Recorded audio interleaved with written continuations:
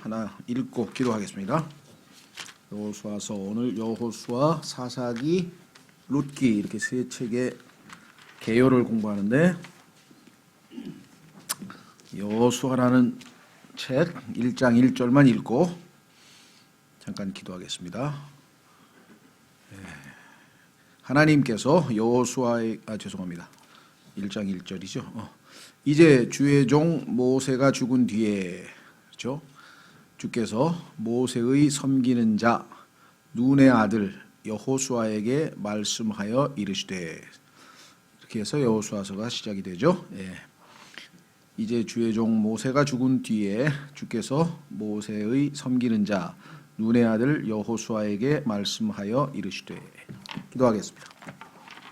하나님 아버지 고맙고 감사합니다. 오늘 주님께서 허락하신 이 복된 시간에 저희가 하나님의 말씀, 특별히 구약개론, 구약 성경의 각 성경책들의 개요를 저희가 공부하고 이하여 저희가 하나님의 말씀을 읽을 때 하나님 더 잘 깨닫고 더 깊이 있게 배울 수 있는 그러한 토대를 마련하려고 합니다. 주님 참으로 집중력 있게 주님 지혜를 주시고 또 저희에게 주님의 영으로 선하게 인도해 주셔서 저희가 올바르게 믿고 또 깨달을 수 있도록 도와주시기를 간구합니다. 심히 무지하고 무능하고 무력할 뿐입니다. 주님을 의뢰하오니 역사하셔서 이 사역을 통해 온전히 주님만 영광 얻으시고 주님의 영으로 충만하게 역사하셔서 이 사역을 통해 다시 한번 주님 영광 얻으시고 또 우리 모두에게는 큰 유익이 되도록 역사해 주시기를 간절히 간구드리고 이 시간을 하나님 아버지 손에 온전히 의탁합니다.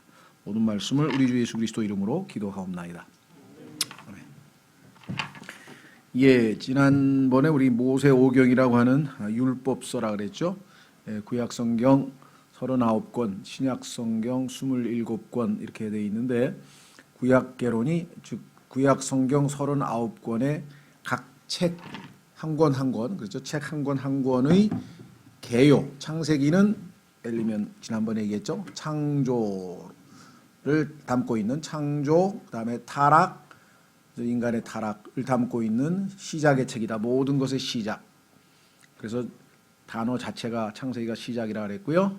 그런데 그 타락한 인간을 사람들을 하나님께서 구속하기 위해서 우리에게 주신 책이 출애굽기다. 그래서 출애굽기 하면은 구속의 책이라.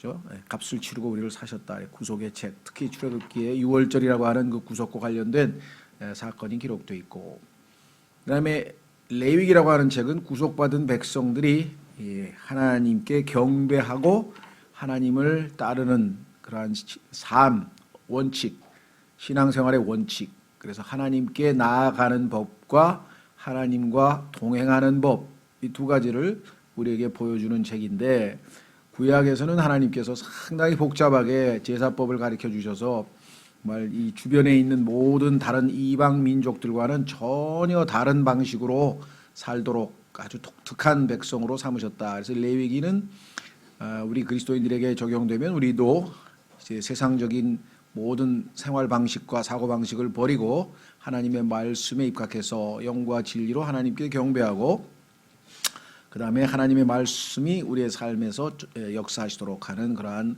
새로운 삶, 그렇죠? 그것이 우리가 삶의 원칙을 레위기에서 공부했다 그랬고요. 그 삶의 원칙, 원리를 실천하는 실제 삶, 그것이 광야에서의 이스라엘의 삶이었는데 그것이 민수기라고 하는 책에 기록이 되어 있습니다. 그리고 그 민수기에서 광야 생활을 통해서 훈련을 받은 이스라엘 백성들이 이제 하나님께서 약속하신 아브라함을 비롯해서 이삭과 야곱에게 약속하신 가나안 땅, 하나님께서 이스라엘 백성들에게 주시겠다고 하신 약속의 땅으로 이제 들어가기 직전에 신명기라고 하는 책에서 두 번째 율법을 주셨다. 그러니까 신명기라고 하는 단어 자체가 두 번째 율법이라고 하는 뜻이라 그랬어요. 왜냐하면 첫 번째 출애굽기에서 하나님께서 율법을 주셨고 그 율법과 그 다음에 성막을 짓게 하시고 그 다음에 어떻게 하나님께 경배하는가 이런 모든 내용들이 레위기까지 다 기록되어 있지만 이 광야에서의 생활은 유목민입니다. 다시 말하면 떠돌이 생활이에요.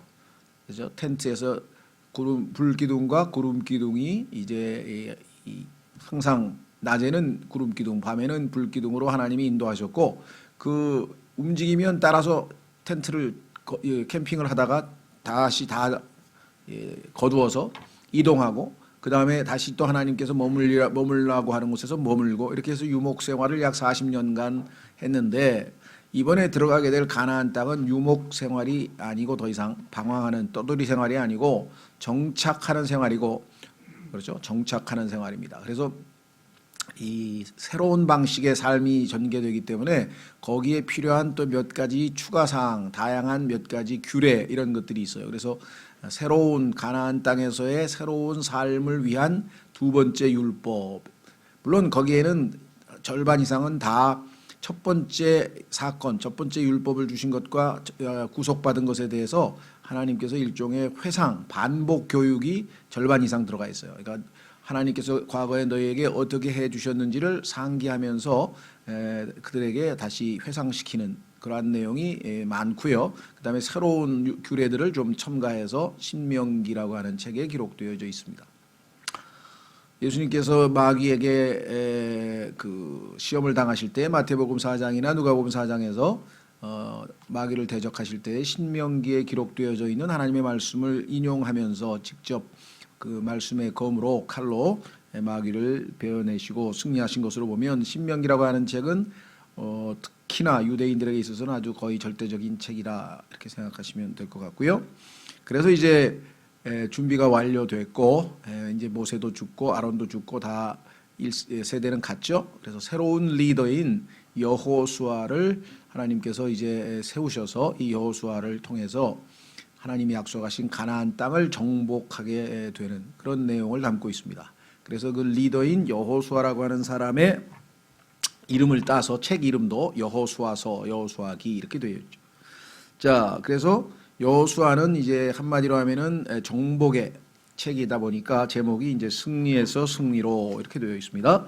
자, 시간이 없기 때문에 구약개론 39권을 우리가 이 짧은 한 학기 동안에 압축해서 요약하기 때문에 그래서 제가 이 교재를 드리는 거예요. 왜냐하면 교재를 쭉쭉쭉쭉 읽고 나가야 시간이 그래도 딱 떨어지는데 그래서 첫째 시간에 미리 여러분들에게 좀 말씀드렸지만 엄청나게 뭐랄까요 어렵고 지루한 시간이다.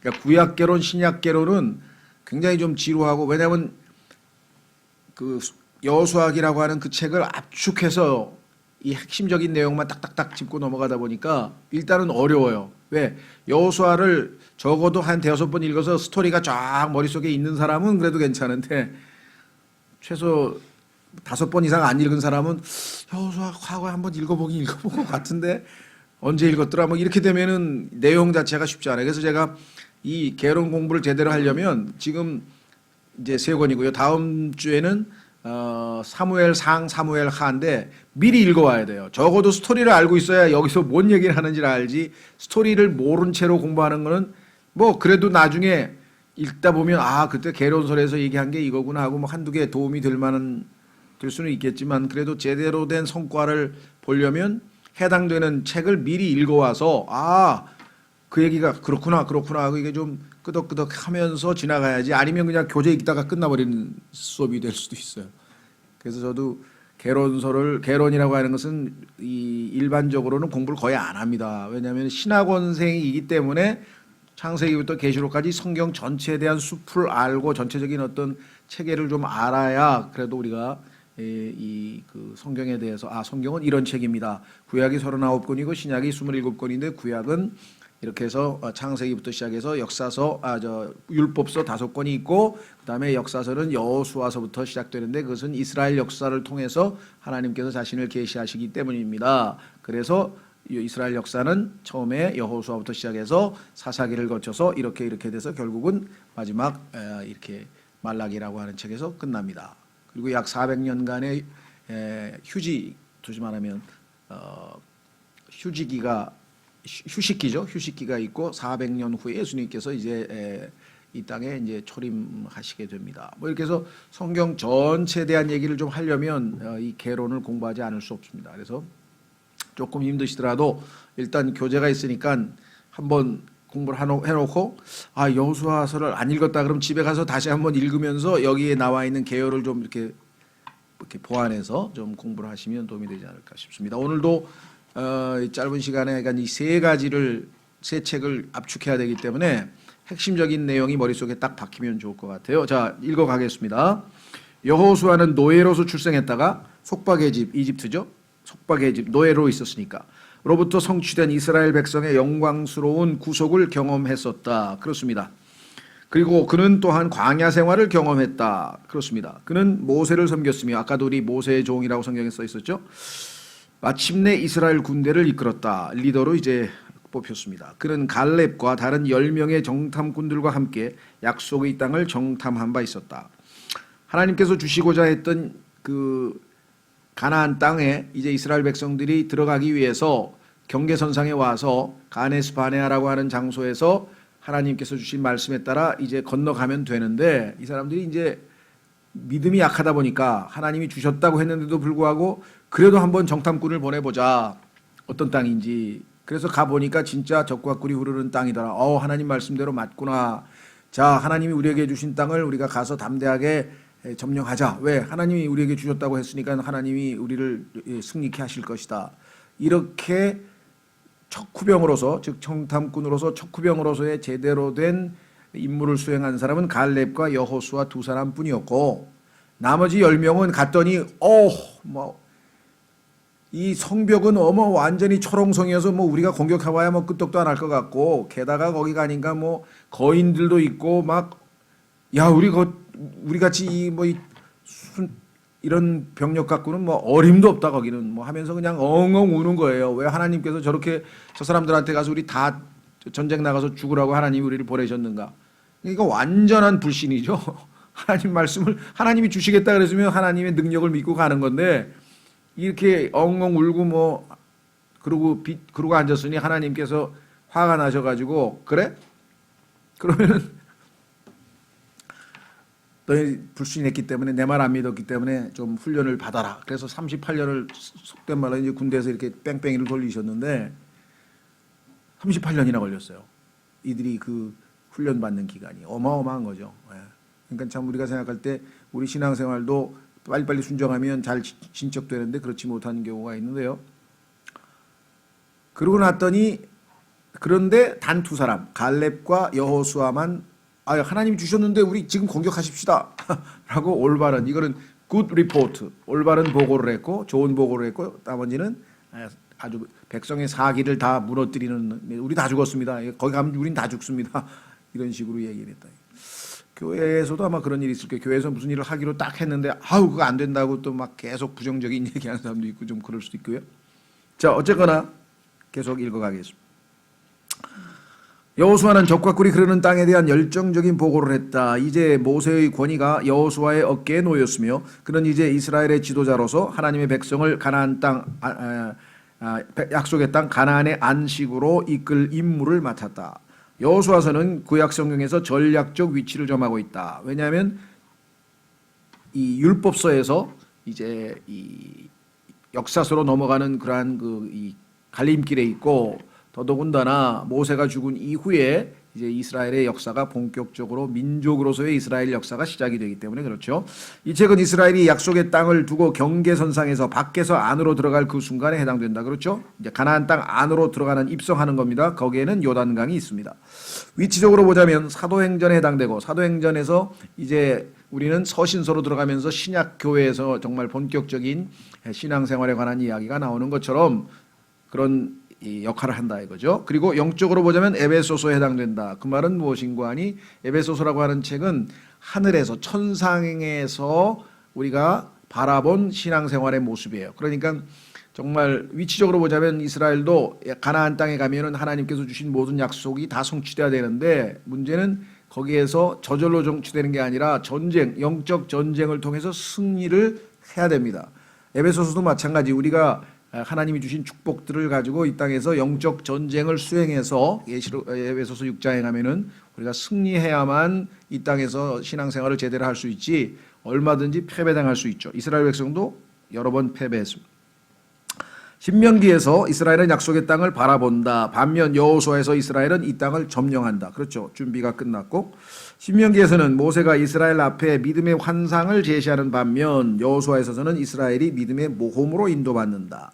그러니까 하나는 준비 상태고 하나는 완성 상태인 것이다.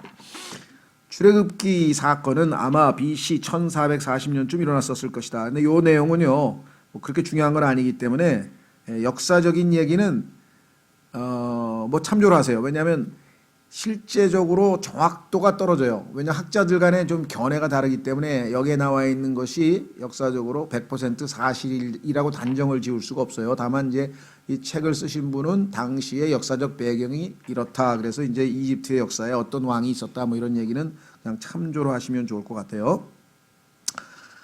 예, 그 다음에 밑으로 내려가서 여호수아 계요 그랬습니다. 머릿속에 어느 정도 넣을 수 있으면 넣으면 좋겠죠. 첫 번째 1장서부터 5장까지는 땅의 소유권을 주장하는 거. 하나님이 땅을 주셨으니까. 그래서 여기 A, B, C, D, E로 나오면은 하나님께서 이제 그 성경을 믿음으로 이제 정복을 시작하는 것이고, 믿음은 대가를 계산하는 것이 2장에 나오고, 그 다음에 여기 잘못됐네요. 좀 그 믿음은 감동을 준다가 아니고요. 믿음은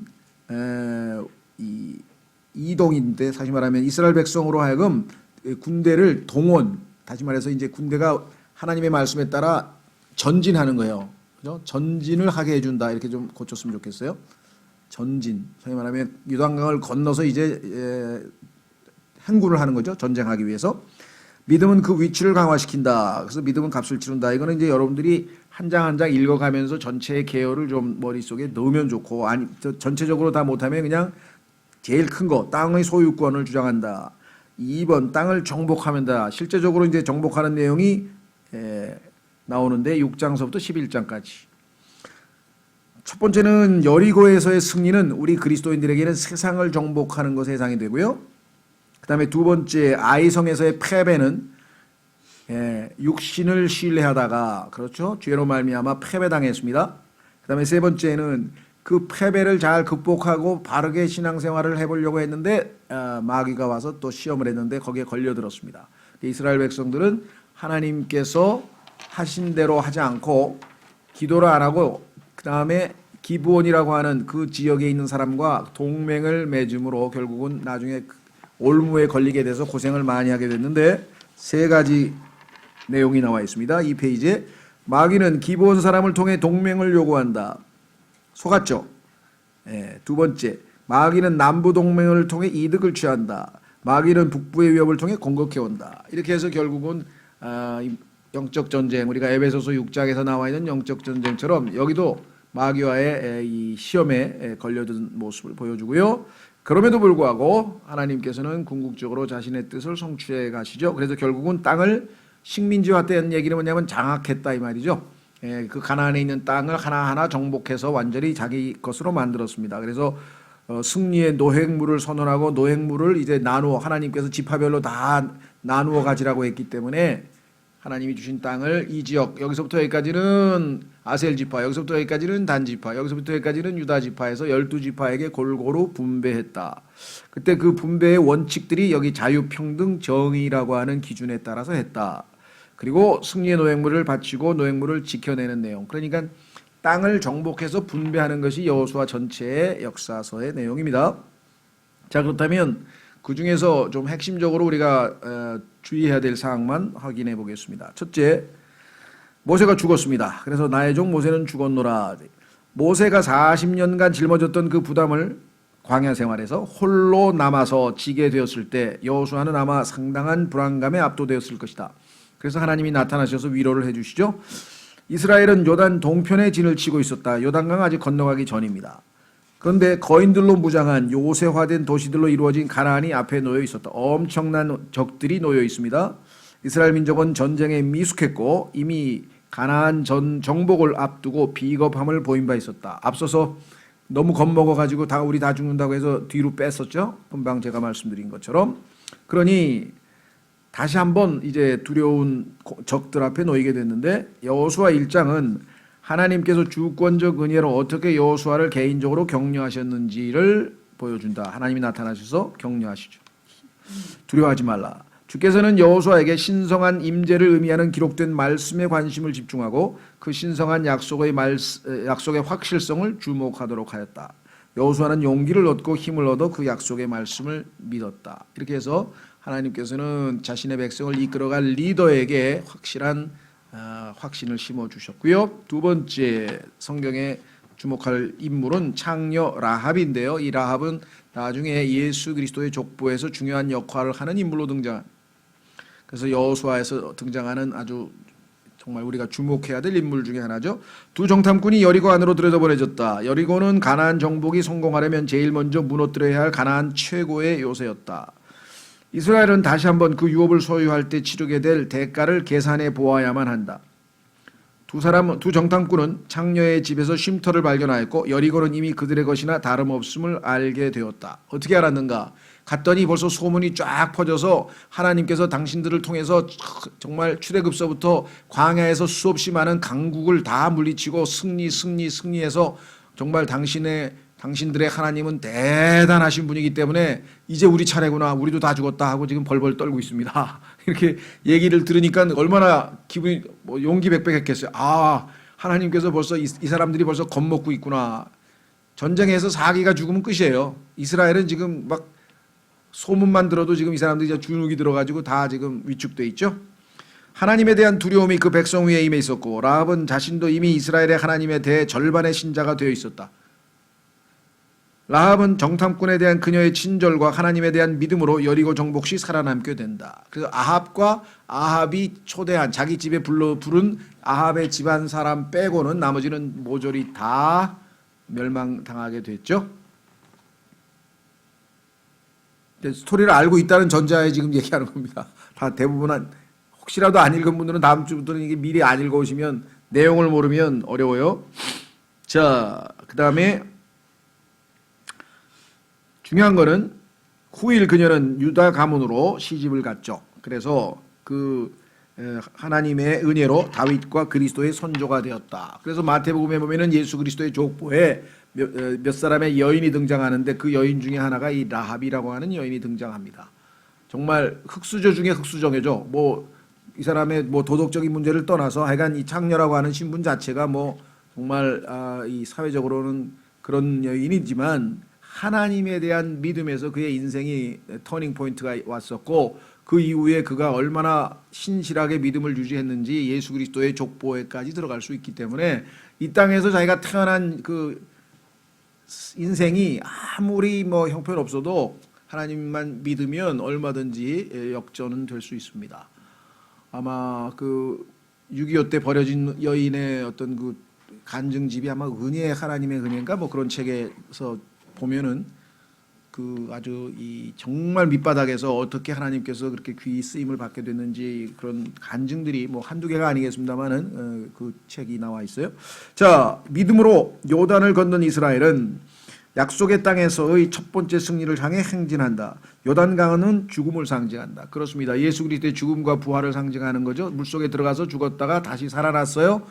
그것이 우리의 체험과 요단강의 체험은 우리의 영적으로 자아에 대해서 죽고 율법에 대해서 죽고 이제 새롭게 하나님을 위해서 사는 새로운 삶을 상징하는 겁니다. 이 같은 가나안 북부 산악지대로부터 흘러내리기 시작하여 이 요단강은 저 위에 골란고원에 있는 북쪽 지역이죠. 북쪽 지역에서 산악지역으로부터 흘러내리는 물이 흘러들어오는데 어떻게 흘러들어오느냐. 지리적으로 급격히 아래쪽으로 쏟아진다. 그리고 나중에 사해에 가서 끝나는데요. 그래서 내리꽂는 자라는 이름, 요단이라는 이름이 내리꽂는, 그냥 물이 폭포수처럼 쏟아져 내려서 산에서 그리고 이 요단강을 이루고 그 요단강은 흘러 저 남쪽에 있는 사해에 가서 이제 끝난다. 이 강은 결국은 사해에서 일생을 마치는 바 거기에서는 더 이상 출구는 없다. 요단강을 건너는 것은 믿는 자가 자신을 그리스도의 죽으심과 장사와 부활에 일치시킴을 상징한다. 이 건너감이 없이는 이스라엘에게 가나안 정복은 있을 수 없으며 오늘날의 성도에게 그리스도 안에서의 유업도 없다. 구원은 받았으나 출애굽만 하고 체험만 있고 광야에서의 쓰라린 체험만 있는 것이 대부분의 그리스도인의 삶입니다. 그래서 그 수없이 많은 한 200만 가까이 유대인들이 나왔는데 실제적으로 가나안에 입성한 것은 여호수아와 갈렙밖에는 없어요. 나머지는 다 인생에서 하나님을 위해서 영적으로 승리 한번 못하고 뱅뱅 돌다가 끝나버린 너무나 많은 그리스도인이 그런 생활을 살고 있습니다. 각자가 정말 하나님 앞에서 내가 내 자아를 내려놓고 십자가를 지고 주님을 따르지 않는다면 하늘나라 가는 것 말고는 이 세상 사람과 별 차이가 없어요.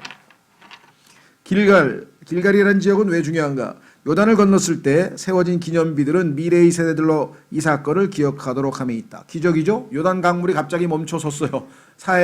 홍해를 건널 때처럼. 그래서 강을 맨바닥으로 강물은 멈춰 서 있고, 그러니까 기적이죠. 그래서 하나님께서 여기에서 얼마나 큰 기적을 베푸셨는지를 기억하도록 하기 위해서 기념비를 거기다 세웠는데, 그때 12개의 돌, 지파당 한 개씩 돌 하나씩 가져다가 기념비를 세워놨습니다.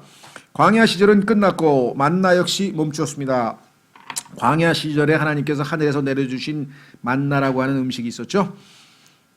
대신 이스라엘은 그 땅의 옛 곡식으로 잔치를 벌여야 한다.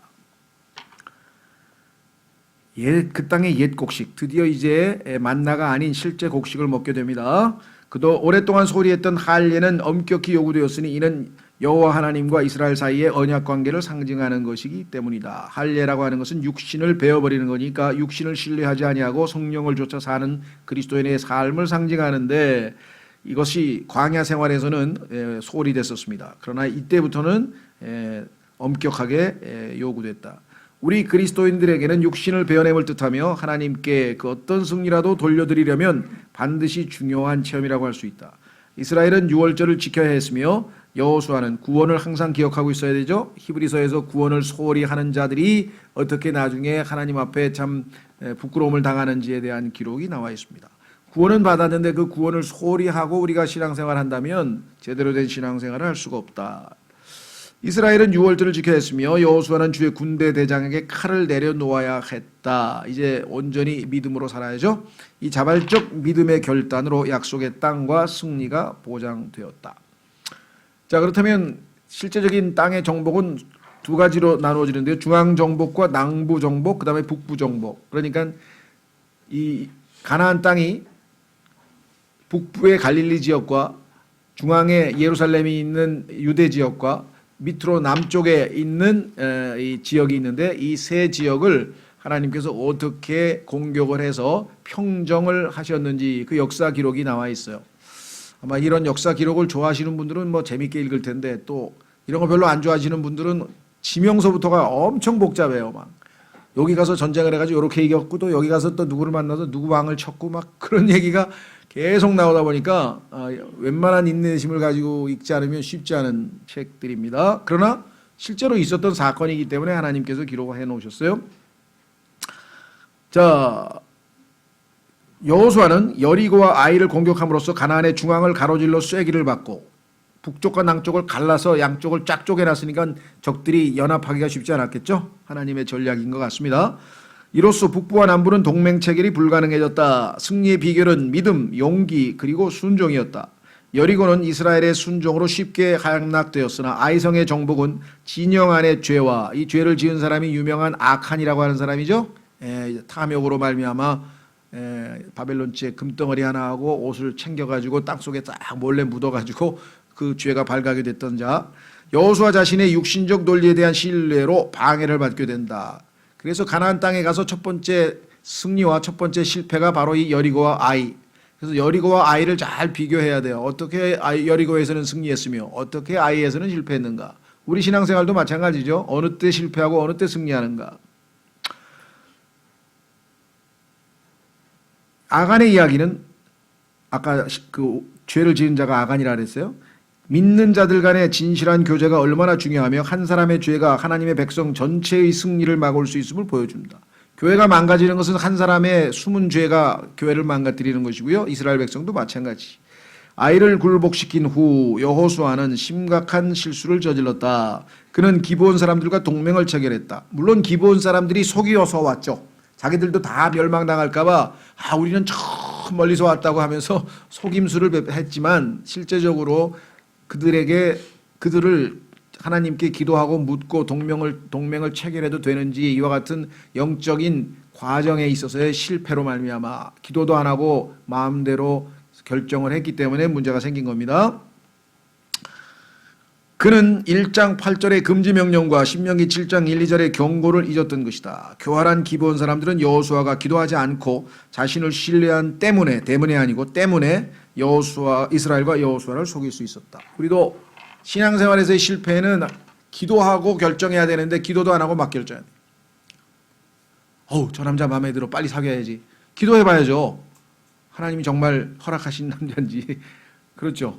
예, 그 이외에도 뭐 등등등등 중요한 결정에 있어서 이게 내 육신의 욕망에 따라서 하나님의 뜻과 무관하게 결정한 건 아닌지, 그것이 직장이 될 수도 있고요, 그것이 뭐 배우자가 될 수도 있고요, 아니면 자기가 뭐가 됐든지 간에 하나님 앞에서 자신을 돌아보고 이게 정말 하나님의 뜻인지를 구하는 그러한 절차가 없이 자기가 원하는 대로 막 행동하다가 이렇게 불행을 맞이하게 됐다. 마찬가지입니다. 그리스도인들도. 예. 자, 남부 정복. 기브온과 동맹을 맺고 이스라엘이 길갈로 돌아온 즉시 새로 동맹 맺은 자들로부터 긴급한 구조 요청이 도래했다. 침략을 받았죠. 예루살렘 왕, 당시의 예루살렘 왕입니다. 아도니 세덱이 이끄는 강력한 남부 동맹군이 기브온을 공격해 온 것이다. 왜 그랬을까요? 가만 있어봐. 저놈들이 우리 편이었는데 갑자기 이스라엘한테 가가지고 동맹을 맺어? 그러니까 지금 배반장 하나 나타났잖아요. 그래서 소위 말하면 치자 이렇게 해가지고 쳤는데, 이스라엘은 동맹을 맺었으니까 기브온하고, 기브온이 위태로우니까 가서 도와줘야 되잖아요. 그렇죠? 예. 모르겠습니다. 중국하고 북한도 마찬가지죠. 북한이 만약에 미국의 핵공격 폭격을 받았다 그러면 중국이 지금 아마 도와줘야 될 그런 무슨 이 군사 동맹 같은 게 체결돼 있을 텐데요. 우리도 마찬가지지. 북한이 우리를 친다 그러면 우리가 또 미국이 우리를 도와줘야 되는 그런 군사 조약 같은 게 맺어져 있다는 거예요. 여기도 그런 식이에요. 자, 그래서 어떻게 했는가? 여호수아와 그의 군대는 긴급히 출동해서 적들을 부수고 흩었으며 하나하나 소탕했다. 중국에 삼국지가 있다면 성경에는 여호수아가 있는 거죠. 예, 아주 치열한 전쟁이 벌어집니다. 이스라엘은 다시 길갈로 돌아왔다. 이제 소탕을 했죠. 기브온이 받은 공격은 사탄은 우리 삶에 있어 어떤 약점이든 신속히 파고들어 공격함을 예시해 준다. 영적인 교훈을 얻어야 된다 이거야. 그렇지. 우리도 약점이 있으면 사탄이 언제든지 파고 들어와 가지고 우리를 친다 이거죠. 그러면 우리는 당하는 거죠. 그래서 성경에 보니까 믿음의 방패를 굳게 갖고 있어라, 이런 말이 에베소서에 나오잖아요. 그러니까 이 구약에 있는 이 실제적인 역사적 사건은 우리의 영적 생활과 매치시켜서 자기가 한번 잘 보면 이게 이렇게 해서 내가 무너졌구나, 이런 걸 알 수가 있죠. 북부는 어떻게 정복했는가? 여호수아에게 대적하고자 하는 북부 동맹군이 결성되어 메론 물가에 모여 최종 공격을 개시했다. 이 동맹의 강력한 힘은 여호수아의 마음에 두려움을 불러일으켰고, 이에 그는 하나님의 훈계를 듣게 된다. 하나님이 계신데 왜 두려워하느냐 그러셨겠죠. 11장 6절, 그들로 인하여 두려워하지 말라. 하나님께서 우리에게 자주 하시는 말씀이 두려워하지 말라. 예수님께서도 부활하신 다음에 너희에게 평강이 있을지어다. 왜? 우리의 신앙생활의 패배의 첫 번째 감정은 뭐냐? 두려움이에요. 두려움이 일단 생기면 영적 신앙생활 할 수도 없고 그 다음에는 무너집니다. 그렇죠? 하나님에 대한 확고한 신뢰를 가지면 두려워할 게 뭐가 있어요? 죽으면 죽으리라. 에스더처럼. 왜? 죽으면 이익이라고 성경에 써 있잖아요. 손해가 아니고. 그러면 주님을 배반하고 타협하느니 차라리 난 죽겠다. 이런 각오로, 일사각오로 나가는 거죠. 그렇죠? 예. 자, 그래서 사탄은 때로 두려움은 우리를 압도하려 하나 우리는 그가 패배당한 원수이기에 떨어야 될 필요가 없다. 십자가에서 이미 예수님께서 딱 패배시켰어요. 다만 그의 형이 집행이 되지 않고 집행 날짜를 기다리고 있죠. 예수님 재림하실 때 이제 집행이 될 터인데 아직 집행만 안 됐지 실제적으로 십자가에서는 예수님께서 defeated, 패배시켰다고 골로새서에 써 있단 말이죠. 그러니까 패배당한 자라는 사실을 우리가 잊지 말아야 되겠죠. 여호수아의 마지막 대적들은 산악지대 거주자들로 이들 중에는 거인들도 있었다. 거인들, 창세기 6장에 나오는 그 거인들의 후손들이 아직도 또 돌아다니고 있었어요. 이들은 아주 어마어마한 도덕적인 타락한 자여서 이들이 저지른 죄 때문에 노아의 홍수가 있었고 그 이후에 가나안에는 어마어마한 부도덕한 행위가 있었는데 여호수아의 모든 승리는 하나님께로 돌려졌다. 그래서 이제 땅을 분배하는 거예요. 그래도 우리는 땅을 분배받지는 않죠. 하나님이 주시는 영적인 축복을 분배받죠. 예를 들면 마음의 평강이라든가 기쁨이라든가 등등등등 우리는 영적인 복으로 복을 받았지 이스라엘은 물질적인 복으로 복을 받았다는 거예요. 차이만 있을 뿐. 약속의 땅은 정복된 후 제비에 의해 제비 뽑았어요. 12지파에 누가 어느 땅을 차지할 것인지는 공평하게 제비를 뽑는 방법을 사용했습니다. 각 지파에게 배분되었다. 또한 땅을 소유할 자들의 능력, 정복에 의한 권리, 예를 들면 나가서 싸운 사람이 땅을 빼앗은 그 사람에게 그 소유권을 준다 이게. 누가 용감하게 가서 어느 지역을 정복할 것인가? 저요. 그럼 그래 너 가서 해. 그럼 그 사람이 뺏었으니까 그 사람에게 그 땅에 줄 권리가 생긴다는 거예요. 얼마나 논리정연하고 타당합니까? 요청, 신실함 등도 고려되었다. 여호수아서의 나머지 부분은 거의 유다, 에브라임 그리고 므낫세 지파의 유업에 관해 다루고 있다. 율법에 나와 있는 도피성 역시 선정되었다. 이 도피성이라고 하는 것은 이제 6개의 성을 지정해서 소위 말하면 뭐 법적인 용어를 잘 모르겠습니다만은 의도를 가지고 살인하는 건 안 되고 그게 아니라 자기가 실수로 살인을 저질렀을 때 그런 이 고의적으로 행하지 않은 살인자는 숨어서 보복당하지 않도록 하나님께서 도피성을 마련해 주라고 했었습니다. 실제로 유업이 없는 레위인의 종교적 영향력이 다른 지파에게 느껴질 수 있게 된 셈이다. 총 48개의 도시가 레위 지파에게 할당되었다. 레위 지파는 하나님께서 유업을 주지 않았어요. 땅을 안 나눠줬어요. 그러면 어떻게 하냐?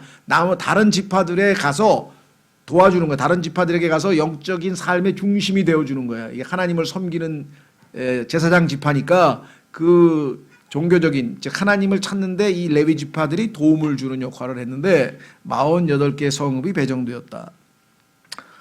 싸움이 그치자 요단 동편에 유업을 갖고 있던 두 지파와 반 지파는 고향으로 돌아가게 된다.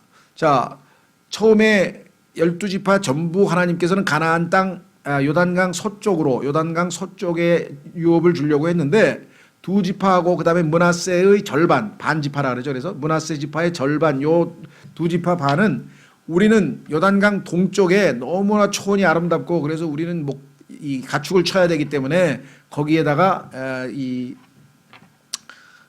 유업을 주시면 좋겠습니다. 그래서 허락을 받았어요. 그런데 이거는 일종의 완전한 헌신이 아니죠. 네.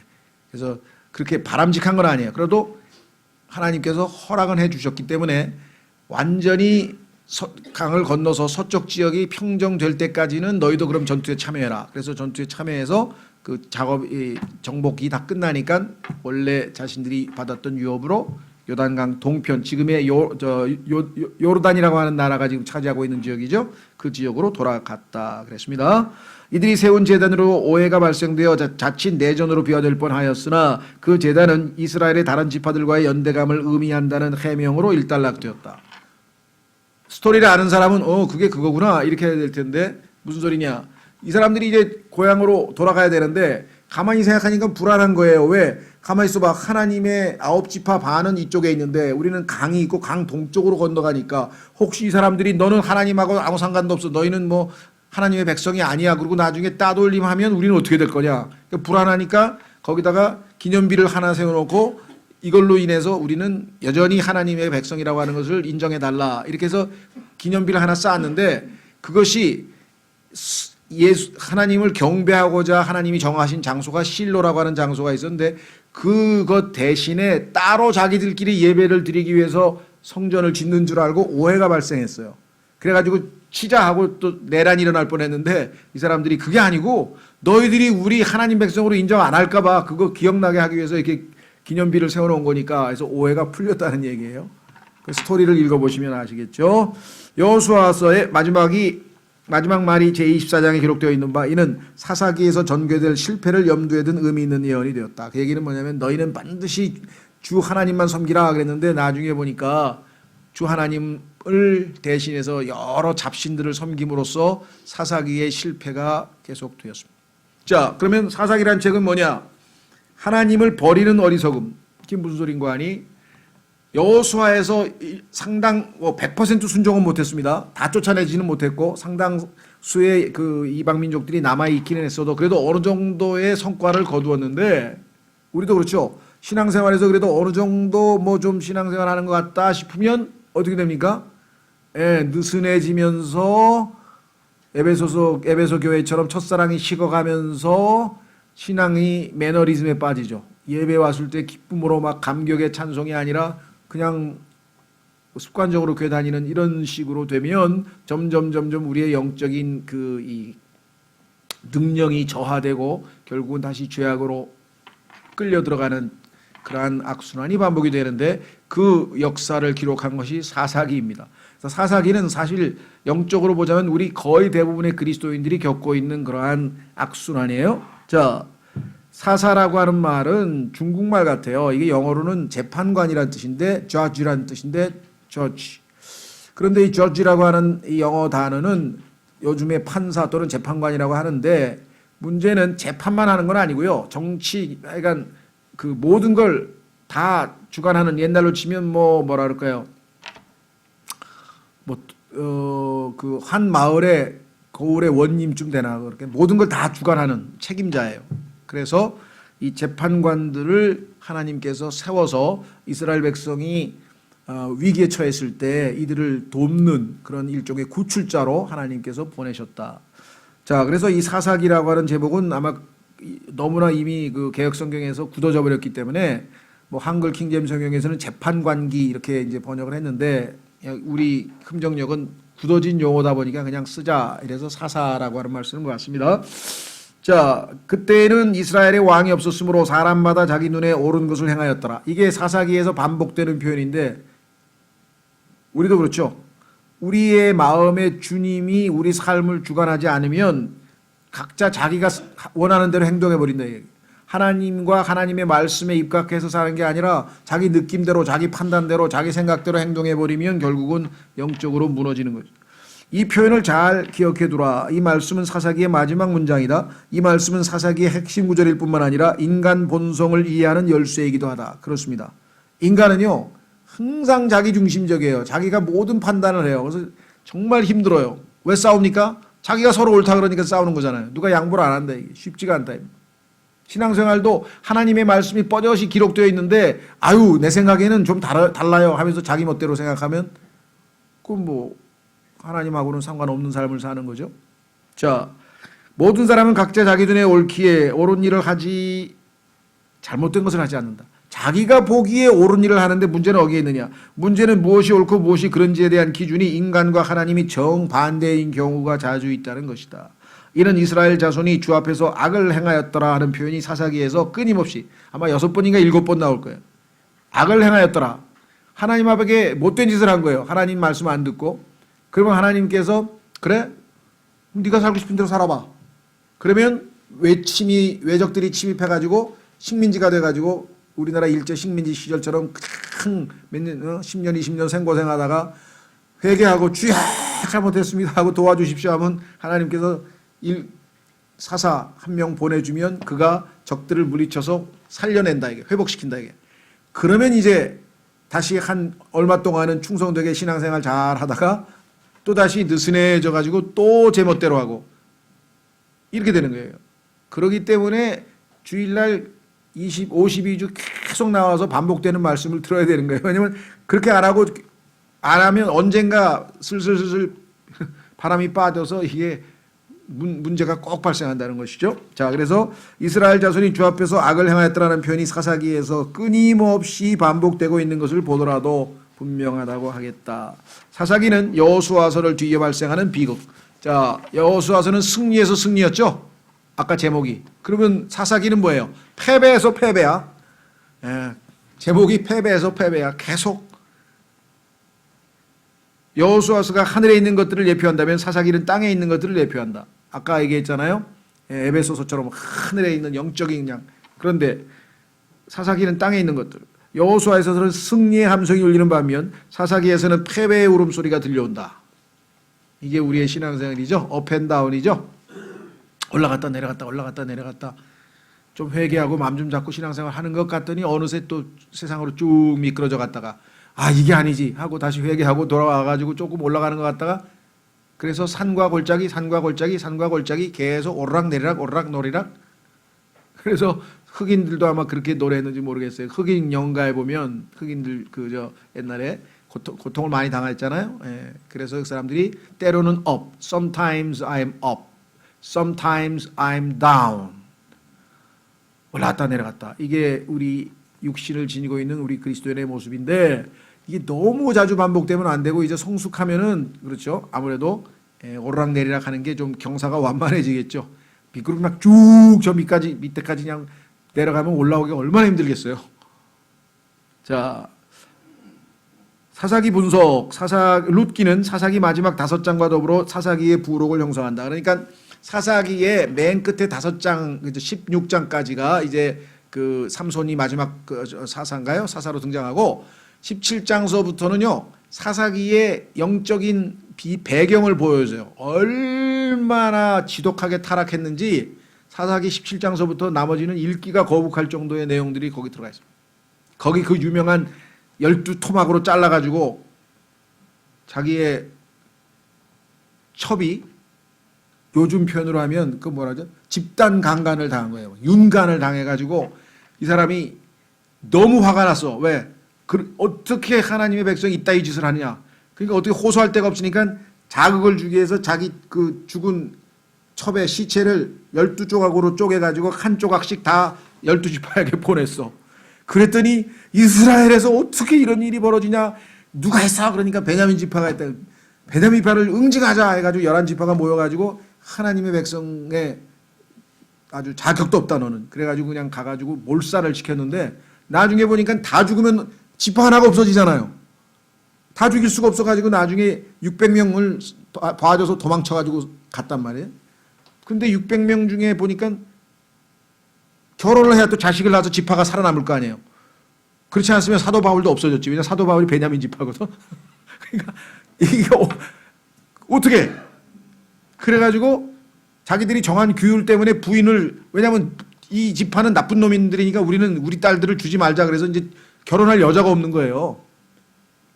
그래서 편법으로 춤을 추고 잔치 벌이고 있는 춤추고 있는 여자를 옛날에 지금 보쌈이라 그러네 막 집어넣어가지고 싸가지고 도망쳤잖아요. 그래가지고 400명은 겨우 이제 여자를 줘서 이제 결혼을 시켰는데 나중에 200명은 또 어떻게 해야 되나 막 이런 얘기가 여기 써 있어요. 그러니까 정말 읽으면 이게 뭐 요즘에 그냥 막 끔찍한 그런 사건 중에서도 그런 엄청난 얘기가 들어있고요. 그 다음에 또 어떻게 우상 숭배를 했는지 그 우상 숭배가 시작된 게 끝부분에 나와요. 그런데 놀랍게도 그러한 극단적 오늘날 우리나라 시제 이게 무슨 뭐 대통령 후보도 막 별짓을 다 하고 막 이런 아주 최악의 도덕적 타락 상태에서 그래도 여전히 하나님의 말씀을 붙들고 순수하게 순결하게 살아간 사람이 있었으니 그 사람이 바로 보아스다 이게. 같은 시대에 살았는데 이렇게 예외적으로 물론 드물게 예외적이겠지만 그런 사람이 있다 이거. 그러니까 우리들도 살아낼 수 있다 이거. 이런 세상에서 야 이거 뭐 애들 교육을 어떻게 시키지? 큰일 났네. 어떻게 하면 좋아? 뭐 물론 맞는 얘기입니다. 그러나 하나님은 이러한 상황에서도 얼마든지 우리를 순결하게 지켜낼 수 있고 우리에게 신앙생활하는데 능력으로 함께 하실 수 있다라는 것을 보여주는 책이 또 룻기예요. 자, 가겠습니다. 이 속에서 우리는 당대의 도덕적 영적 상태를 보게 된다. 자, 첫 번째는 이스라엘의 전쟁들인데요. 처음에는 유다 지파, B는 요셉의 집. 그다음에 세 번째는 이스라엘이 부른 화. 그 얘기는 뭐냐면 조금 안정이 돼서 야 이제 땅도 정복하고 하나님이 주신 가나안 땅에 적과 꿀이 흐르는 땅에 너무 좋다 하고 막 느슨해질만 한데 죄를 지었어요. 그래서 하나님께서 A 메소포타미아 사람을 보냈고 B 모압인 암몬인 그다음에 아말렉인들을 보냈고 C 가나안인들을 보냈고 D 미디안인을 보냈고 E 암몬인들에게 굴복했고 F 블레셋인들에게 굴복하고. 그러니까 반복해서 자 죄짓고 하나님이 구출해주면 회개하고 하나님이 구출해주면 조금 바르게 살다가 다시 또 죄짓고 이게 지금 6, 7번이 계속 사이클이 되는 거예요. 우리하고 비슷하죠. 죄짓고 자백하고 용서받고 회개하고 조금 가다가 다시 죄짓고 자백하고 용서받고 하다가 이게 1년, 2년, 3년 가도 어째 이렇게 빙빙 악순환만 돌아가는지 모르겠다. 자, 이스라엘이 걸어간 길 아까 얘기했죠. 종교적 왜곡, 우상 숭배를 했고요. 도덕적 오염, 아까 어마어마한 타락된 모습을 끔찍해서 읽기도 어려운 내용이 들어있어요. 근데 그만큼 인간이 악하다고 하는 인간의 이 모습들을 정난하게 우리에게 보여줍니다. 어떤 분들은 성경이 너무해요. 뭐 이런 죄를 다 기록해놨어. 성경에 보면 정말 우리가 차마 그냥 넘어가자 싶을 정도의 죄들을 있는 그대로 왜 그게 팩트니까 그거 숨길 수는 없잖아요. 인간이 이런 존재다 이런 거 써 있어요. 우리 처음에 어떠세요? 창세기에도 보니까 우리 소위 말하면 그 롯이 그렇죠? 자기 딸 둘 사이에서 태어난 민족이 지금 그 암만하고 지금 현재 요르단 지역에 사는 사람들이 다 그 후손들이잖아요. 그럼 우리가 할 때 어떻게 그 우리의 죄성은 정말 하나님께서 십자가에서 못 박아서 처리하지 않고는 해결할 수 없을 정도의 100% 타락한 자라는 사실을 우리가 처절하게 느끼는 거죠. 자, 이스라엘의 치명적인 죄. 이스라엘은 가나안 거인들과의 어떤 동맹도 맺지 말 것을 율법에 의해 여러 번 엄숙히 경고받았다. 아모리인들의 불법은 가득했다. 이들의 종교적, 도덕적, 사회적 관습은 전적으로 더러웠다. 창세기 6장에서 타락한 천사들이 지상에 내려와서 사람의 딸들과 혼인해가지고 뭐 온갖 오염된 그러한 후손들이 모여 살고 있는 지역이 가나안이었어요. 그러니까 뭐 정말 최악의 도덕적 상태를 보여준 민족인데 거기에 하나님의 백성이 들어갔어요. 자, 그래서 그것들은 가증한 짓으로 그 땅을 오염시켰다. 그들의 신들은 마귀들이었고 그들의 종교적 실행은 더러웠다. 가나안 민족들의 핵심 주에는 아스다롯. 이 아스다롯은 이스터, 소위 말하면 여신, 우리가 부활절의 주인공인 이스터라고 하는 여인의 이름이에요. 숭배였다. 이는 부도덕한 행위가 경배의 형태로 저질러지는 가장 사악한 형태의 우상숭배였다. 우상숭배에 있어서 최악의 우상숭배. 모든 미덕은 무릎을 꿇고 말았다.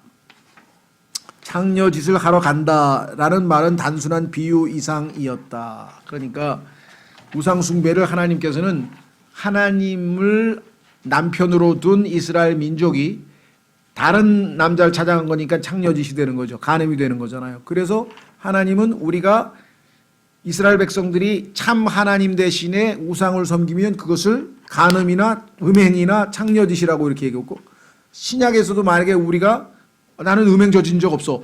나는 우상 숭배한 적 없어. 이거는 이제 우리 생각이고 성경에 보면은 탐욕이 우상 숭배라 그랬거든요.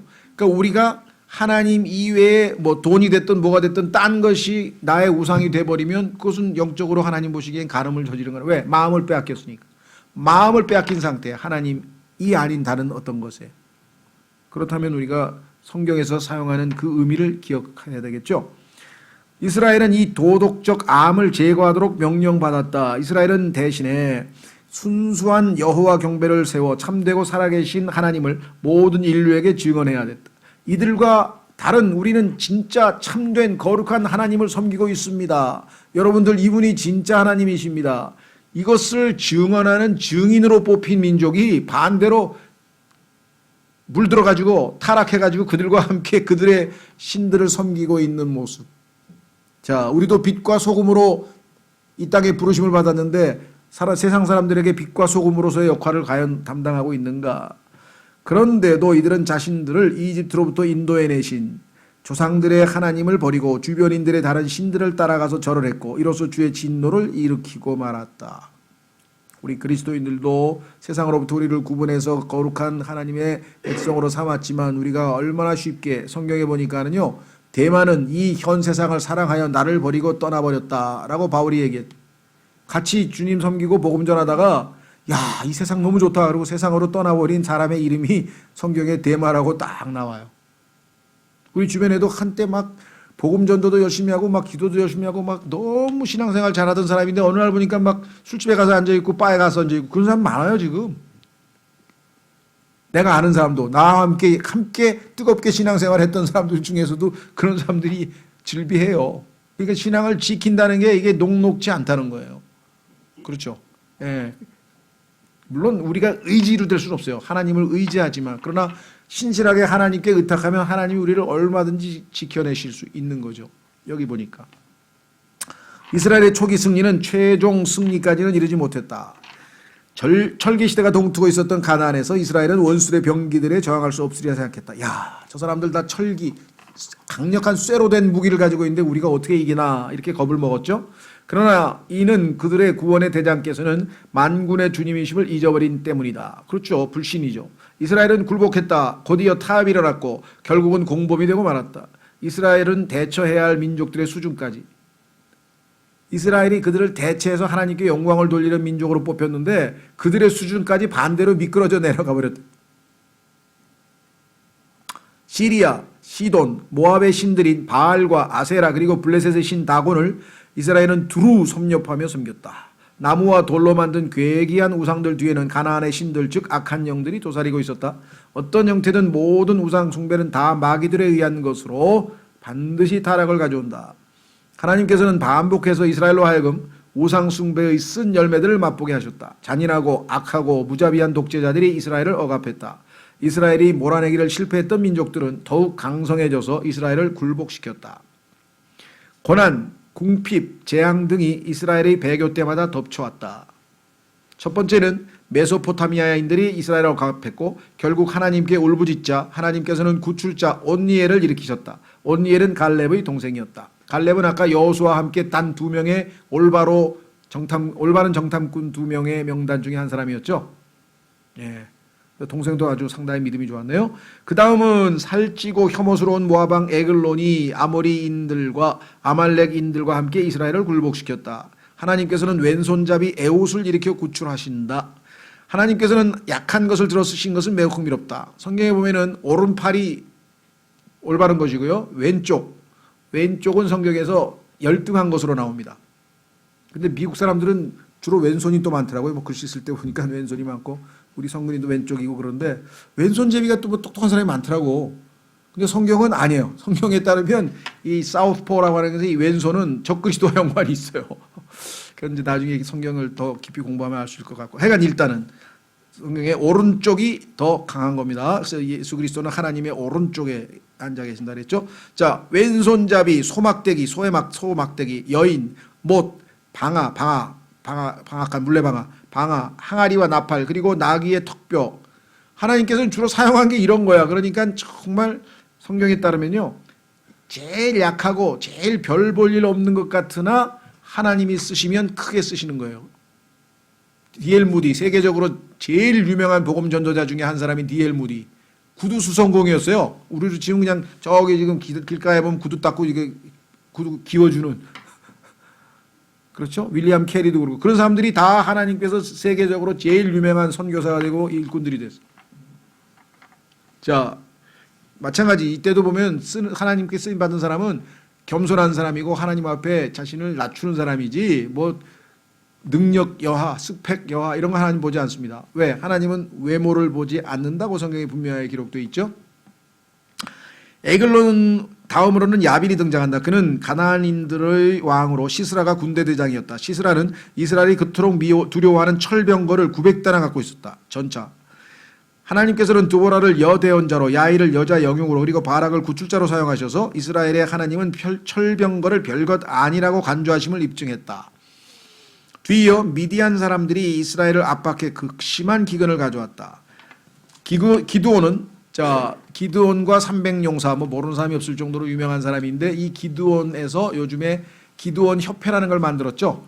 그래서 요 이름을 따서 돈 있는 좀 돈을 하나님이 벌게 해주신 그 실업인들이 모여서 기드온 협회라는 것을 만들어 가지고 전 세계에 무료로 성경을 보급했어요. 그러니까 아마 여러분들이 혹시라도 뭐 여행 가면은 예를 들면 호텔이라든가 아니면 병원이라든가 아니면 뭐 학교라든가 중고등학교 다닐 때 기도원 협회에서 무료 성경 공짜로 나눠주는 거 한 권이라도 안 받아보셨나요? 저는 받았는데. 그러니까 하여간 전 세계에 성경을 무료로 많이 뿌리는 그 이렇게 주로 청색으로 된 건데 그 뿌리는 그 실업인 협회에서 이 기드온이라고 하는 이름을 거기서 가져다가 썼어요. 기드온 협회에서 기드온 성경을 많이 배포하는데 얼마 전까지만 해도 거의 킹제임 성경이었거든요. 근데 지금 한 50년 전부터 이 킹제임 성경이 한 30년 전서부터 이제 킹제임 성경이 아닌 다른 걸로 지금 마귀가 또 다 이상한 성경으로 바꿔놨어. 다행히 필리핀이나 이런 데 가면은요. 호텔 같은 데 묵으면 한 권씩 그냥 가져와도 돼요. 기념품으로. 예, 거기 보면 다 킹제임 성경이 있어요. 다행히 아직도 킹제임 성경이 많이 왜 그동안 한 200년 동안 많이 뿌렸기 때문에. 자, 그래서 기드온은 300명의 고귀한 사람들을 데리고 압도적 숫자의 열세에도 기적적인 승리를 거두었다. 300명을 데리고 아마 3만 명인가 정확하게 모르겠네요. 그러니까 전쟁을 벌였는데 이겼죠. 기드온은 이스라엘 사람들이 감사의 표시로 왕위를 제안했으나 거절했다.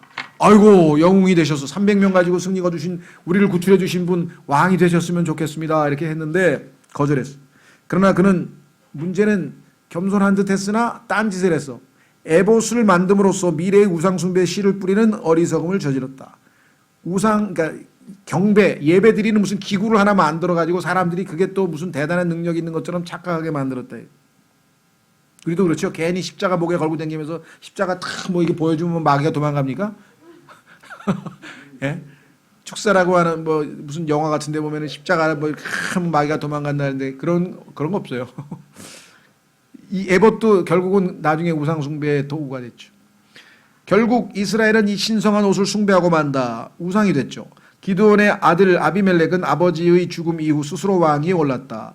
이 자는 막내 동생 요담으로부터 가시나무라고 묘사된 비양심적인 자였다. 결국 갑작스러운 비참한 종말을 맞는다.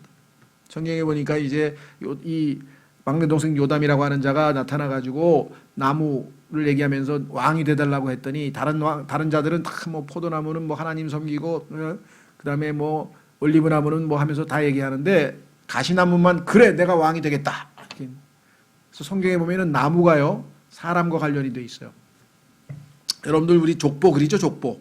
족보를 영어로 뭐라 하냐면은 family tree라고 그래요. family tree.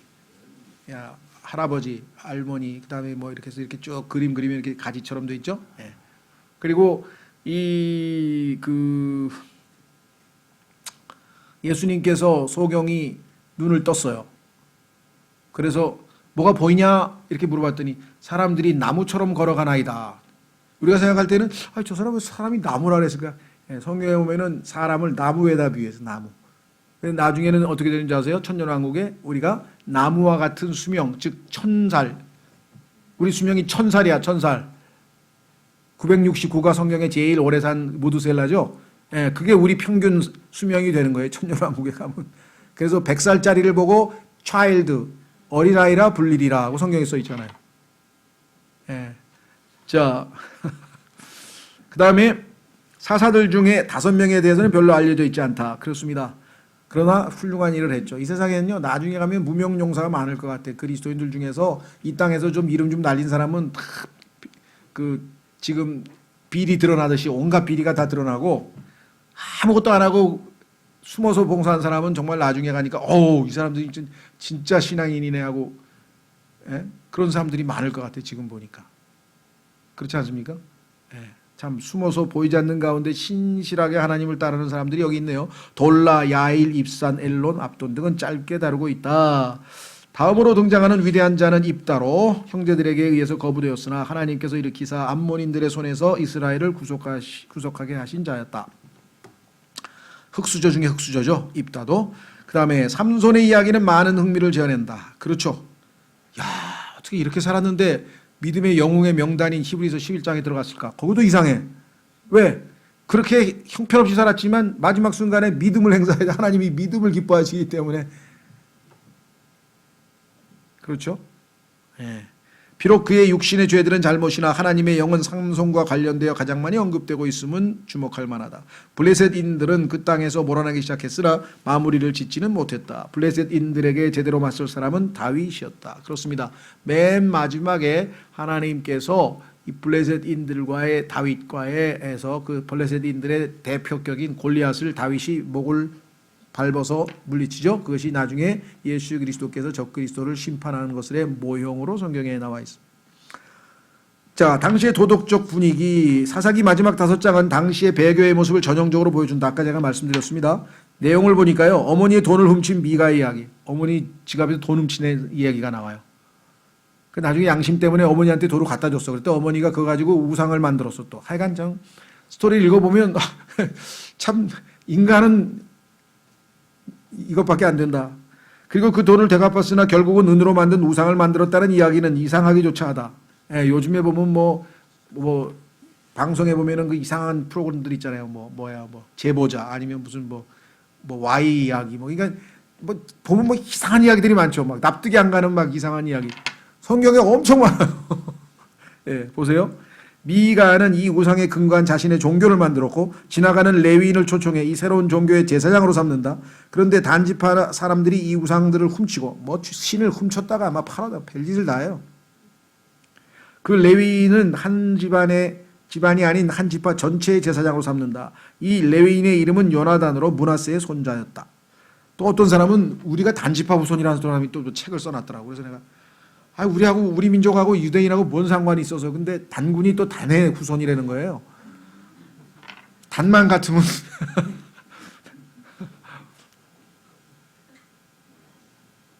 재미있는 현상은 그러니까 마귀는 성경을 그냥 놔두질 않아. 성경을 그냥 놔두질 않아. 자, 그래서 어떻게 됐는가? 이때 기브아라고 하는 베냐민 지파의 영토에 있는 도시에서 악한 사건이 발생하게 된다. 이 악행은 타락한 당시의 기준으로도 타락한 사람들이 봐도 납득이 안 되는 정도의 일을 했어. 너무나 끔찍해서 아까 말씀드렸죠. 12조각으로 잘라가지고 끔찍해서 다른 지파들은 무슨 조치를 취해야만 한다고 생각했다. 내전이 발생했고 베냐민 지파는 거의 소멸되었다. 비느하스라고 하는 아론의 손자가 이 문맥에서 등장한다. 사사기 전체에 걸쳐 이스라엘의 참된 대제사장의 이름이 여기에 단 한 번, 딱 한 번 언급되고 있는 것은 주목해야 한다. 이 시대에 하나님께서는 별 볼 일 없는, 인간적으로 보자면 정말 별 볼 일 없는 사람들을 자주 사용하셨다. 온니엘은 막내였어. 에우스는 왼손잡이, 바락은 드보라라는 여인의 도움을 받았고, 기드온은 등불과 항아리를 들고 전쟁에 나가고. 전쟁 나가는데 등불하고 항아리 들고 나가는 사람도 다 있어. 그건 하나님이 시켰기 때문에 한 거죠. 샴갈은 소막대기를 지녔고 입다는 추방자였으며 삼손은 턱뼈를 사용했다. 그야말로 고린도전서 1장 27, 29절에 이 세상에 없는 자, 이 세상에서 약한 자, 이 세상에서 못난 자를 들어서 하나님께서 똑똑하다는 사람들을 다 부끄럽게 만드시려고 그리 하셨다라고 되어 있습니다. 그렇죠. 예, 성경에 우리나라 역사에도 보면은요, 신앙인들 간증을 보면 그렇게 똑똑한 사람 별로 없어요. 그러나 하나님께서 지혜로운 자들을 당황하게 하려고 이것은 어떤 육체도 자신 앞에서 자랑하지 못하게 하려 하십니다. 내가 잘나서 이렇게 하나님 앞에 쓰임 받았다니까 그 소리 하지 말라고 주로 못난 사람만 하나님이 택해서 쓰셨다. 하나님의 지혜가 여기에 들어있다는 거예요. 과거에도 어떤 사람이 그런 일이 있었어요. 그렇다고 해서 하나님이 항상 뭐 똑똑한 사람은 구원도 못 받냐? 아니에요. 똑똑한 사람도 있어요. 더러 많지는 않은데 있는데, 과거에 누구죠? 이 손보 교수라고 하는 분이, 그분이야말로 뭐 그냥 신학 박사에다가 뭐 철학 박사에다가 우리나라에서 내노라 하는 최고 석학에다가 뭐 서울대학교 윤리학과 교수에다가 뭐 쟁쟁한 사람이죠. 근데 그분이 정말 기독교계에 그래도 많이 좀 이렇게 좀 높여준 것 같아요. 손봉호 박사 정도 되면 크리스찬이 정말 훌륭하다 이렇게 존경을 받는 사람 중에 한 분인데, 그분이 쓴 뭐 나는 누구 인간한 책도 있고요. 최근에 뭐 손자들에게 쓴 책도 있고요. 저도 한 대여섯 권 읽어봤나요? 글도 잘 쓰시고 말도 잘하시고 뭐 하여간 우리나라의 뭐 원로급에 해당되시는 분인데, 그분이 그런 얘기를 하더라고요. 자기가 딱 예수 믿는다는 걸 알고 옆에 있던 다른 똑똑한 교수가, 난 당신만 보면 재수 없어. 그래서 왜 그래요? 그랬더니 내가 아는 크리스찬들은 다 바보야. 뭐 출신도 그냥 뭐 그냥 정말 수준 낮은 애들이거든. 아니 당신은 그렇게 똑똑한데 예수를 믿는 거야. 기분이 나쁘다고. 그런 얘기를 했다 그러더라고요. 예, 성경에 보면 사도 바울은 이 사람보다 더 똑똑할 정도로 엄청 똑똑했는데 하나님 쓰셨어요. 그러니까 하나님은 가리질 않으셔요. 근데 주로 똑똑하다고 하는 사람들을 입을 막기 위해서 한 8, 90%는 못난 사람, 없는 사람, 약한 사람, 부족한 사람을 주로 많이 쓰셔. 그렇죠? 자, 그래서 룻기로 가보겠습니다. 시속 한 80km로 왔는데 이제 100km. 힘들죠? 나도 이 개론 가르칠 때가 제일 힘들어. 알아서 천천히 재밌는 얘기도 해가면서 성경 그렇게 하면 좋은데, 개론은 마냥 시간 끌 수도 없고 39권을 그냥 압축해서 이분이 제일 압축해서 써놓은 거예요. 이거보다 보통 2배 이상으로 내용을 담는 책들이 많은데 고르다 골랐는데 정말 이분이 너무 딱 핵심만 적어놨더라고. 그러니까 적어도 여러분들이 이거는 파악하고 있어야 되는 내용이거든요.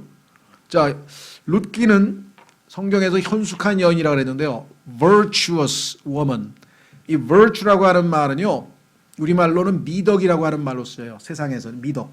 그런데 이 virtue라고 하는 영어 단어는 도덕적 능력이에요. 예를 들면 안희정 씨 같은 사람, 도덕적 능력이 약하니까 그런 짓을 하죠. 자기가 능력이 있으면 절제했을 거 아니에요. 뭐 인간이니까 욕망이 있었겠지. 그러도 virtue가 있었으면 그걸 이겨낼 수 있는 능력이 있는데 없잖아요. 정말 우리가 볼 때는 아니 대통령 후보가 되는 점잖은 사람이 저게 뭔 짓이야 할 정도로 절제가 안 되는 거죠. 미덕. 근데 이 virtuous라고 하는 말이 그래서 성경에서 보면은 예수 그리스도께서도 이 능력이란 말로 어디서 쓰냐면 그 혈루병 여자 걸린 여자가 예수님의 옷자락을 만났을 때 만졌을 때 예수님에게서 효능이 나갔다 그래서 효능이 뭐냐면 이 virtue예요. virtue.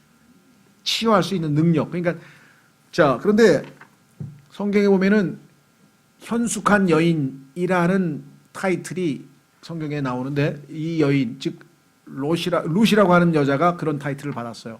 그런데 잠언 30장에 가면은 현숙한 여인은 이러이러한 여인입니다 하고 잠언 31장 나머지 15구절 그러니까 16절서부터 31절까지인가요? 15구절에 하나님이 평가하시는 현숙한 여인. 그래서 그리스도인 자매들은 정말 1차적으로 자매에게 해당이 되고요. 2차적으로는 우리 그리스도인 모두 왜? 우리도 그리스도의 신부이기 때문에 그리스도의 신부가 되고자 준비하는 모든 그리스도인들은 거기에 나와 있는 덕목을 갖춰야 되는데 14가지가 나와요. 14가지. 그런데 현숙한 여인 하나님께서 우리 그리스도인에게 기대하는 그러한 덕목이 들어있는데요. 이 룻이라는 여인이 세상 사람들로부터 저 여인은 현숙한 여인이다라고 하는 평가를 받았다고 합니다. 자 보세요. 누가 현숙한 여인을 찾겠느냐? 그녀의 값은 루비보다 훨씬 더 나가니라. 루비보다 더 나가는 게 최고의 가치로 쳐주는 게 잠언 31장 10절에 써있네요. 라고 르무엘 왕은 말했었다. 르무엘 왕은 잠언 31장의 저자입니다.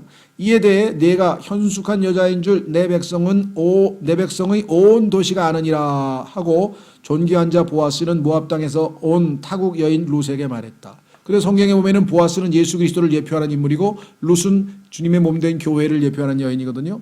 그러니까 주님께서 자신의 신부에게 현숙한 여인이라고 불러줬는데 문제는 언제? 예수님을 우리가 만나서 완성될 때고요. 지금은 우리가 현숙한 여인의 자격이 지금 현재 우리의 모습은 아직도 멀었죠. 그래서 그 목표를 향해서 완전함을 향해 나아가자라고 히브리서 6장에 기록되어 있는 겁니다. 룻기의 배경은 4세기이다. 그렇습니다. 같은 시대입니다. 얼마나 대조적입니까? 이 땅에서도 그렇죠. 여기 와서 토요일날 이렇게 열심히 성경 공부하는 사람이 있는가 하면 지금 어디 가서 뭔 짓을 하는지도 모르는 사람들도 있을 거란 말이에요. 극과 극이죠. 극과 극. 예? 자, 룻기에서 우리는 비록 민족 전체가 배교한 가운데서도 모세의 율법에 따라 살며 주변의 부패로부터 자신을 지키려고 하는 경건한 개인들이 있었음을 볼 수 있다. 하나님께서는요, 이 땅에 아무리 타락을 해도 꼭 남겨둔 사람들이 있어요. 하나님께서. 자, 대표적인 경우가 어디에 있었습니까? 네. 싹 다 부패해가지고 하나님께서 그냥 홍수로 다 쓸어버렸는데 노아와 노아의 가족 8명은 하나님이 보호해 주셨죠. 자, 엘리야가 하나님 전부 다 우상 숭배해가지고 나만 빼고 다 배교했습니다. 그랬더니 하나님께서 모르는 소리 바알에게 무릎 꿇지 않은 7,000명을 내가 숨겨 놓았느니라. 그 당시에도 7,000명이 마음을 순결하게 갖고 하나님만 섬기던 자가 있었다 그랬죠. 이 시대도 마찬가지예요. 우리가 볼 때 정말 다 부패하고 뭐 교회도 부패한 것 같지만 하나님께서는 얼마만큼을 숨겨 놓았는지 우리는 모르는 거죠. 그렇죠? 예. 자, 그래서 우리는 다시 돌아갑니다. 보아스의 성품, 순전함 그리고 경건함은 뛰어나다. 그는 당대 사람들의 무지, 부도덕, 무관심 그리고 우상 숭배 등과는 너무나 대조적으로 모세의 율법에 익숙했고 여호와를 개인적으로 알고 있었다. 하나님께서는 자신의 증인을 늘 남겨놓으신다. 맞죠? 룻기는 이 세상에서 알려진 가장 아름다운 이야기들 중에 하나이다. 정말 읽으면 감동이 올 수밖에 없는 그러한 최고의 아름다운 이야기인데요. 이 이야기가 도달하게 될 클라이맥스는 베들레헴에서 태어날 아이. 그런데 거기에 예수님의 나타나실 것에 대한 예언이 있죠. 룻기는 사사기 시대와 다가올 다윗 시대를 연결하는 고리이다. 그렇습니다. 이스라엘 역사가 이제 이 시대에서 그 다음 사무엘 시대로 넘어가요. 자, 그 다음에 그러나 이 이야기는 한 타락한 가정과 구속자 되는 친족과의 관계를 다루고 있다. 특히 한 이방 여인과 유다의 왕족에 속한 한 사람과의 관계가 핵심이다. 이방 여인, 우리도 이방 여인이죠.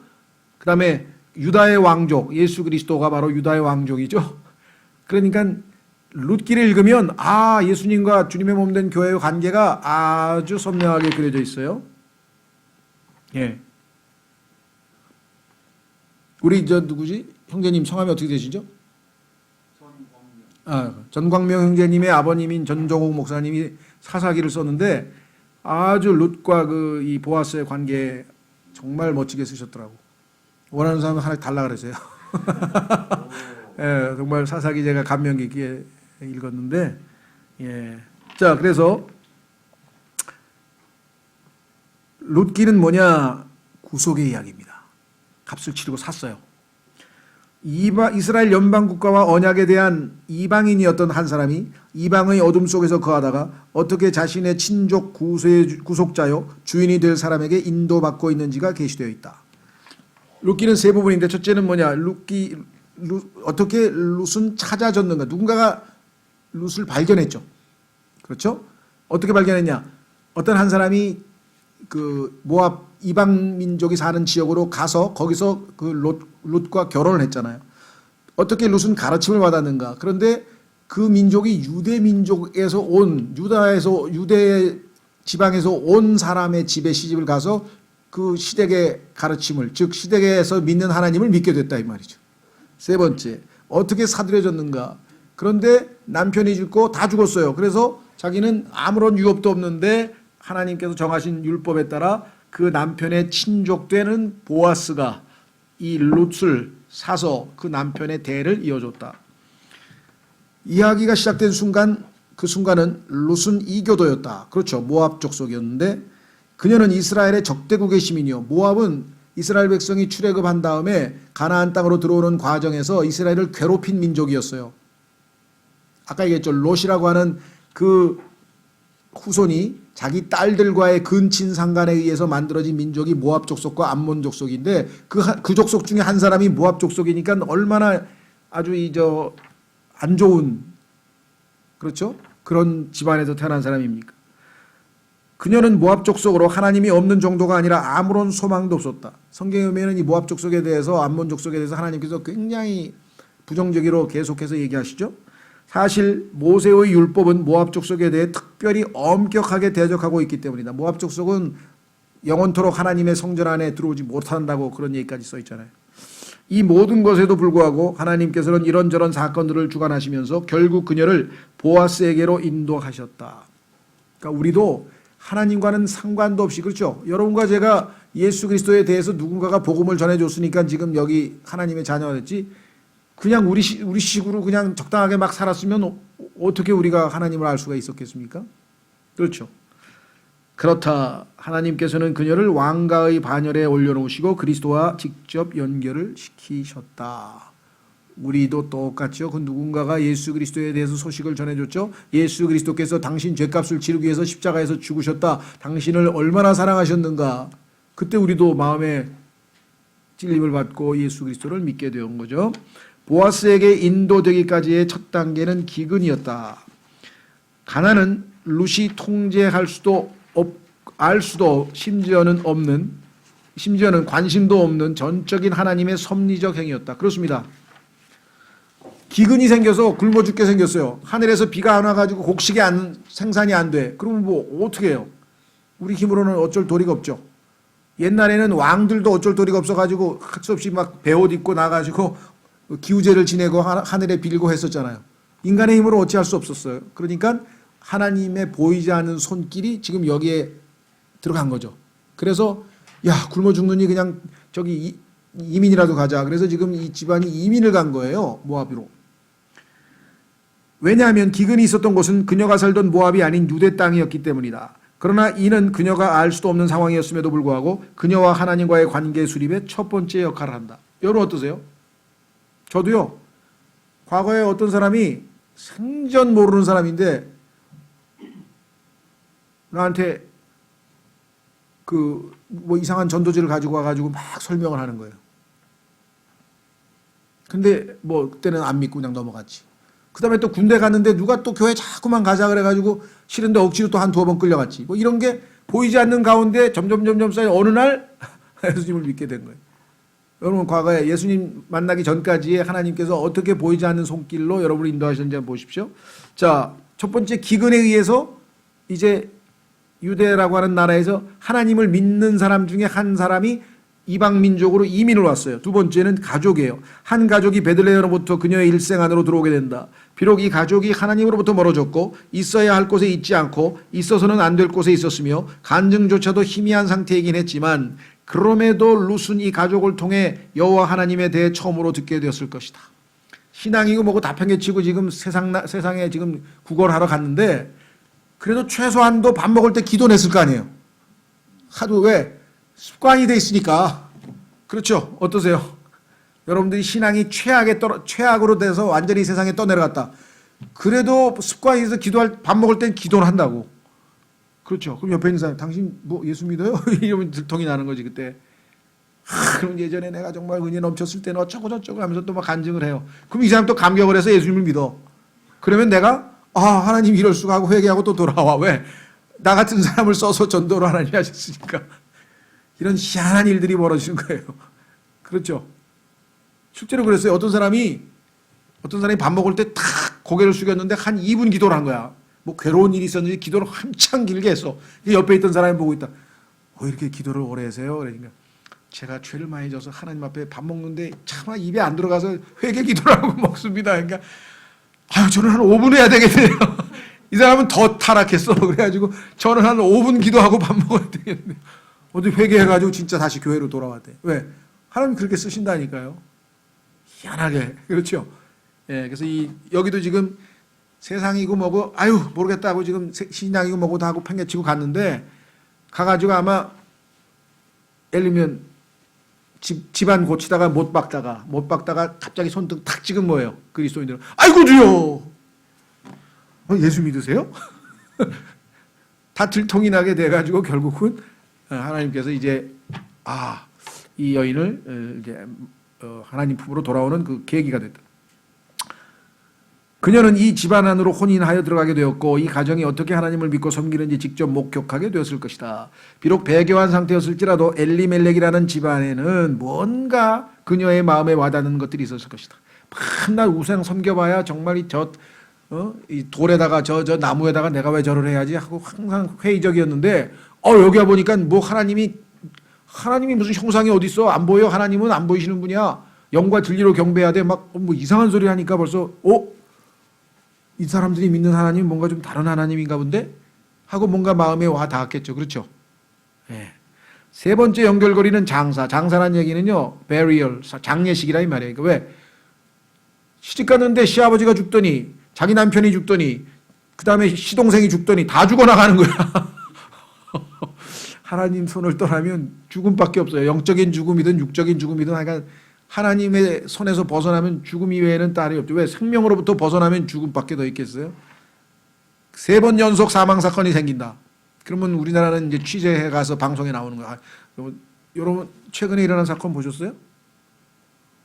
그제 어젠가 뉴스를 보니까 20살짜리 아들이 자살을 한 거야. 근데 서울대에 입학을 한 거야. 서울대 학교를 붙었어. 근데 걔가 아버지하고 뭐 불화가 생겨가지고 19층에서 떨어져서 자살을 했어. 그런데 걔의 3호제인가 3일인가 4일 있다가 가잖아요. 그래가지고 엄마하고 그 여동생 17살짜리 여동생이 또 19층에서 떨어져서 또 자살을 했어.